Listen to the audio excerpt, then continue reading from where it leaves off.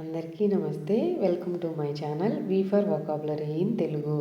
మీ అందరి బ్లెస్సింగ్స్కి, మీ అందరి ప్రేమకి నేను లైఫ్ లాంగ్ రుణపడి ఉంటానండి. ఈ మాట అనేది చాలా చిన్నది. సో మీరు లేకుండా అసలు మన ఛానలే లేదు. మీరింత సపోర్ట్ చేయబట్టే మన ఛానల్ ఇంత బాగా గ్రో అయింది. సో మీ అందరి ఆశీస్సులు, మీ అందరి ప్రేమ ఇలాగే ఉండాలని కోరుకుంటూ నేను ఇంకా మంచి మంచి వీడియోస్ చెయ్యాలి కోరుకుంటున్నాను. సో నేను లాస్ట్ వీడియోకి చాలామంది మంచిగా ఆన్సర్ చేశారు. అసలు సూపర్ అనమాట. నేను వాళ్ళ పేర్లు ఖచ్చితంగా ఇప్పుడు నేను చదువుతాను. మిగతా వాళ్ళకు కూడా ఇంట్రెస్ట్ వచ్చింది.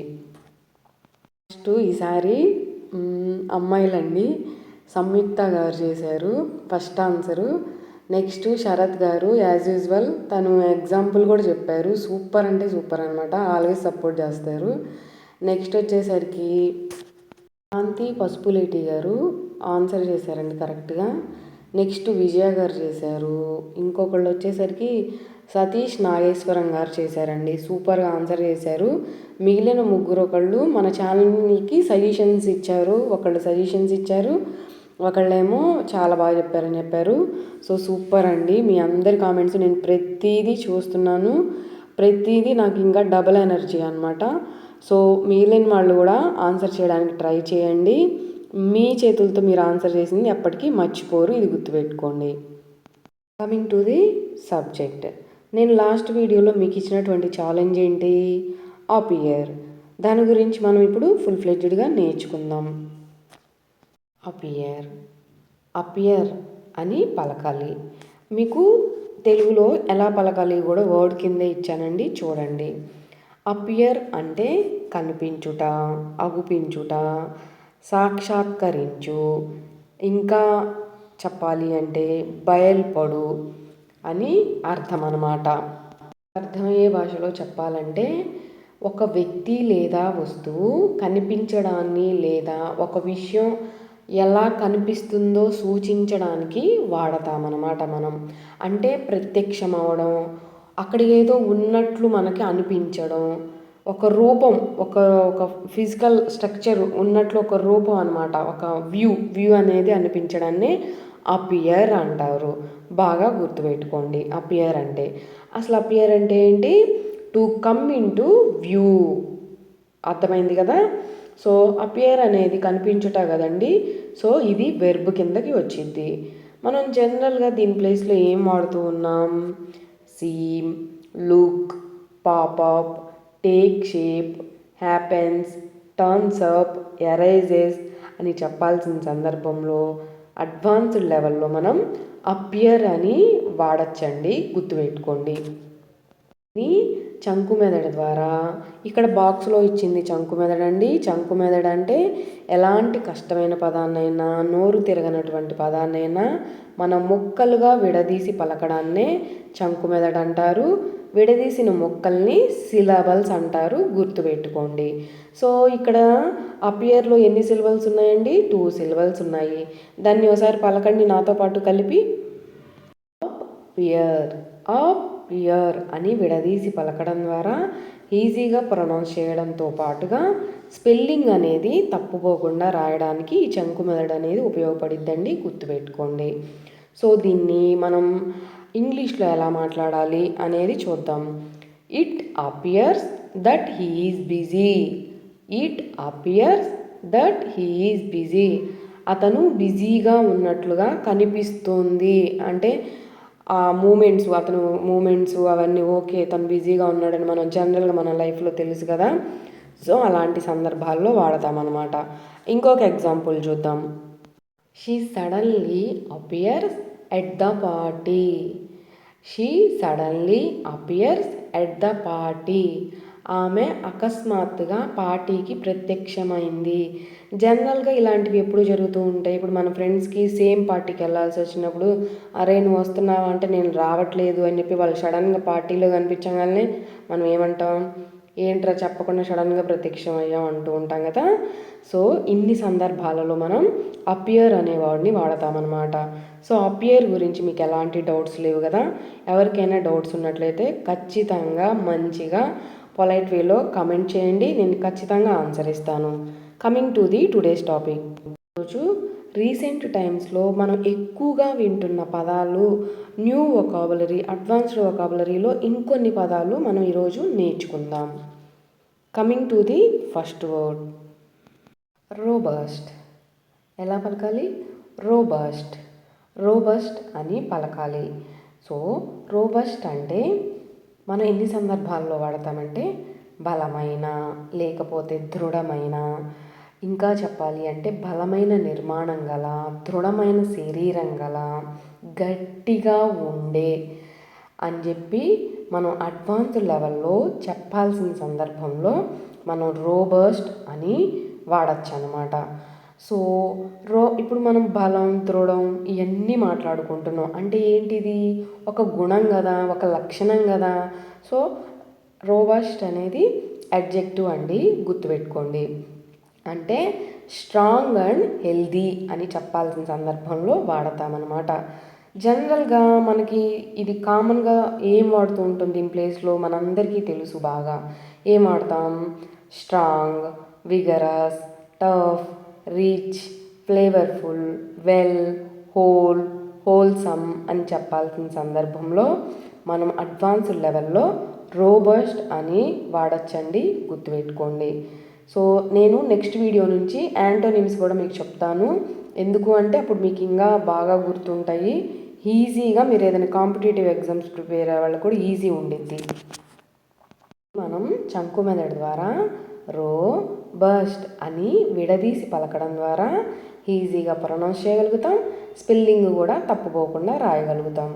దీన్ని మనం ఎగ్జాంపుల్ ద్వారా, this chair is robust and will last for many years.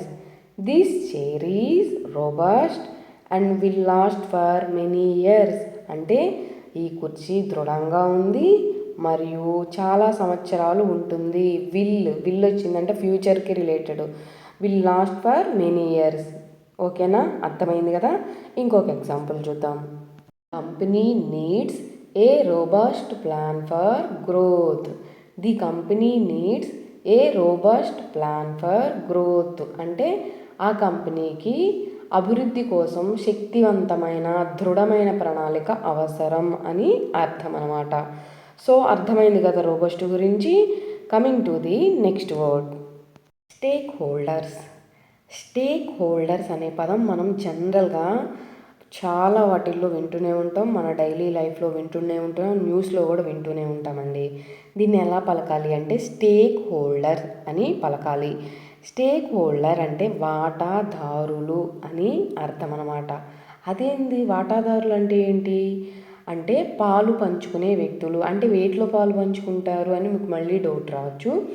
ఏదైనా ఒక ప్రాజెక్ట్లో కానీ, వ్యాపారంలో కానీ, ఇంకా చెప్పాలంటే ఏదైనా ఒక కార్యక్రమంలో కానీ నేరుగా లేదా పరోక్షంగా ఆసక్తి కలిగి లాభం లేదా బాధ్యతలు తీసుకోవడానికి పాలు పంచుకునే వ్యక్తులనే స్టేక్ హోల్డర్స్ అంటారండి, గుర్తుపెట్టుకోండి. సో అర్థమైంది కదా స్టేక్ హోల్డర్స్ అంటే. హోల్డర్ అనేది నౌన్ అండి, గుర్తుపెట్టుకోండి. జనరల్గా మనం స్టేక్ హోల్డర్లో ఏం వాడుతూ ఉంటాం?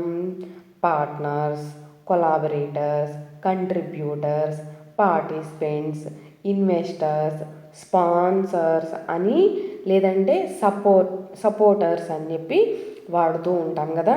దీన్ని మనం అడ్వాన్స్డ్ లెవెల్లో స్టేక్ హోల్డర్స్ అని వాడతామండి, గుర్తుపెట్టుకోండి. సో దీన్ని మనం చంకు మెదడులో స్టేక్ హోల్డర్ అని విడదీసి పలకడం ద్వారా ఈజీగా ప్రొనౌన్స్ చేయగలుగుతాం. స్పెల్లింగ్ కూడా తప్పు లేకుండా రాయగలుగుతాం. స్టేక్ హోల్డర్స్లో ఎన్ని సిలబల్స్ ఉన్నాయండి? 3 సిలబల్స్ ఉన్నాయి, గుర్తుపెట్టుకోండి. ఎగ్జాంపుల్ ద్వారా, the project manager communicated the plan to all stake holders. అంటే ప్రాజెక్ట్ మేనేజరు అన్నీ కూడా అంటే వాళ్ళ ప్రణాళికను పాలు పంచుకునే వ్యక్తులకు వివరించాడు అని అర్థం అన్నమాట. సో ఇంకొక ఎగ్జాంపుల్ చూద్దాం. Employees are important stakeholders in any company. అంతే కదా, ఉద్యోగులు అనేవాళ్ళు ఏ కంపెనీలో అయినా సరే ఖచ్చితంగా పాలు పంచుకునే వ్యక్తులే కదా. అసలు మనం లేకుండా కంపెనీలో వర్కులు ఎవరు చేస్తారు? మేనేజర్ ఉండి అందరూ ఉంటే కానీ చేసేవాళ్ళు ఉండాలి కదా. సో అర్థమైంది కదా example. Coming to the next word, narrow. Narrow అంటే ఇరుకైన, సన్నమైన, ఇంకా అర్థమయ్యే భాషలో వివరంగా చెప్పాలి అంటే పరిమితమైన అని అర్థం అన్నమాట. నేరో అనేది చాలామంది కన్ఫ్యూజ్ అవుతారండి. ఇది మనం జనరల్గా వాడుతూ ఉంటాం. నేరోకి బ్రాడ్కి చాలామంది కన్ఫ్యూజ్ అయ్యి దాన్ని దీని ప్లేస్లో దీన్ని దాని ప్లేస్లో వాడుతున్నారు. సో నేరో అంటే ఇప్పుడు నేను వివరంగా చెప్తాను వినండి. ఏదైనా సరే ఒక్క పరిమితిలోనే ఆలోచించడం. జనరల్గా మనం అరే నీది నేరో మైండ్ రా, నీది నేరో బ్రెయిన్ రా అంటూ ఉంటారు. అంటే ఏంటి అంటే నువ్వు ఒక లిమిట్ మాత్రమే ఆలోచించగలవు. ఇంకా ఎక్స్టెండ్ నీకు ఏదైనా ప్రాబ్లమ్స్ వస్తే బ్రాడ్గా ఆలోచించలేవు, బాగా ఉన్నతంగా ఆలోచించలేవు అని అర్థం అనమాట. సో నేరో అంటే అర్థమైంది కదా, ఒక పరిమితి వరకే. అంటే మనం ఒక స్పేస్ గురించి తీసుకోవాల్సి వస్తే ఒక చిన్న అంటే ఇరుకైన, సన్నమైన అని అర్థం. అదే మైండ్కి రిలేటెడ్ అయితే ఒక పరిమితి వరకే అని గుర్తుపెట్టుకోండి. ఇది మనం ఇవన్నీ కూడా లక్షణాలు కదండి. సో అడ్జెక్టివ్, నేరో అనేది అడ్జెక్టివ్ అండి, గుర్తుపెట్టుకోండి. మనం జనరల్గా నేరో ప్లేస్లో ఏం వాడుతూ ఉంటాం? Small, slim, lean, thin, limited, insufficient అని వాడాల్సిన సందర్భంలో అడ్వాన్స్డ్ లెవెల్లో నేరో అని వాడతామండి, గుర్తుపెట్టుకోండి. అంటే ఏంటి? నేరో అంటే ఏంటి? Not large. ఓకేనా? ఇది షార్ట్ కట్, గుర్తుపెట్టుకోండి. దీన్ని మనం చంకు మెథడ్ ద్వారా నేరో, నేరో అని విడదీసి పలకడం ద్వారా ఈజీగా ప్రొనౌన్స్ చేయగలుగుతాము. స్పెల్లింగ్ కూడా తప్పు లేకుండా రాయగలుగుతాము. దీన్ని మనం ఎగ్జాంపుల్ ద్వారా the road is very narrow. The road is very narrow అంటే ఈ రహదారి చాలా ఇరుకుగా ఉంది, చిన్నగా ఉంది అని అర్థం. అదే మనుషుల యొక్క బ్రెయిన్కి రిలేటెడ్ అయితే ఎగ్జాంపుల్ ఎలా ఉంటుందో చూద్దాం ఇప్పుడు. Thinking is two narrow to accept new ideas. మళ్ళీ వినండి. His thinking is two narrow to accept new ideas అంటే కొత్త ఆలోచనలను అంగీకరించడానికి అతని యొక్క ఆలోచన విధానం అనేది ఒక పరిమితిలోనే ఉంది, చాలా చిన్న పరిమితిలోనే ఉంది అని అర్థం అన్నమాట. సో అర్థమైంది కదా. Coming to the next word, stand alone. Stand alone అని పలకాలండి. ఇది కూడా మనం రెగ్యులర్గా వింటున్న వర్డ్స్లో చాలా ఇంపార్టెంట్ వర్డ్. స్టాండ్ అలోన్ అంటే స్వతంత్రంగా ఉండే, ఇంకా చెప్పాలి అంటే ప్రత్యేకంగా పనిచేసే. మనకు అర్థమయ్యేలా చెప్పాలి అంటే ఎటువంటి వాటి మీద ఆధారపడకుండా ఉండే అని అర్థం అన్నమాట. ఈ 3 సందర్భాలలో మనం స్టాండ్ అలోన్ అనే వర్డ్ని వాడతామండి, గుర్తుపెట్టుకోండి. సో ఇది ఒక లక్షణం, గుణానికి సంబంధించింది కదా. సో ఇది కూడా అడ్జెక్టివ్నే. దీని ప్లేస్లో జనరల్గా ఏం వాడుతూ ఉంటాం? Single, separate, discrete, private, detach, independent అని వాడాల్సిన సందర్భంలో అడ్వాన్స్డ్ లెవెల్లో మనం స్టాండ్ అలోన్ అని వాడుతూ ఉంటామండి. ఖచ్చితంగా గుర్తుపెట్టుకోండి, ఇది చాలా ఇంపార్టెంట్ వర్డ్ అనమాట. సో దీన్ని మనం చంకు మెథడ్ ద్వారా స్టాండ్ అలోన్, స్టాండ్ అలోన్ అని విడదీసి పలకడం ద్వారా మనం ఈజీగా ప్రొనౌన్స్ చేయగలుగుతాం. స్పెల్లింగ్ అనేది తప్పుపోకుండా రాయగలుగుతాం. ఇప్పుడు ఎగ్జాంపుల్ చూద్దాం. ఫస్ట్ ఎగ్జాంపుల్ వచ్చేసరికి this printer can work as a stand alone. This printer can work as a stand alone అంటే ఈ ప్రింటర్ అనేది ఒక స్వతంత్ర పరికరంగా పనిచేస్తుంది. అంటే ఎవరితో పని లేకుండా మనం జస్ట్ ఏం కావాలో డీటెయిల్స్ ఎంటర్ ఇవ్వగానే అదంతా పని చేసుకొని మనకు అవుట్పుట్ ఇచ్చిద్ది అన్న సందర్భాలలో మనం వాడుతూ ఉంటాం. ఇంకొక ఎగ్జాంపుల్ చూద్దాం. The story is a stand alone novel, not a part of series. The story is a stand alone novel, not a part of a series అంటే ఈ కథ ఒక ప్రత్యేకమైన నవల, అంతేగాని ఇది ఏ సిరీస్లో భాగం కాదు, ఇది ఏ సిరీస్ మీద ఆధారపడలేదు అని అర్థం అన్నమాట. సో అర్థమైంది కదా.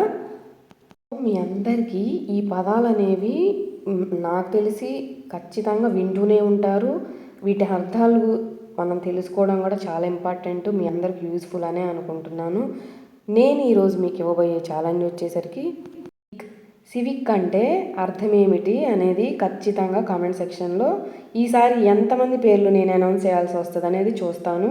తప్పైనా పర్వాలేదు, ఖచ్చితంగా కామెంట్ చేయండి.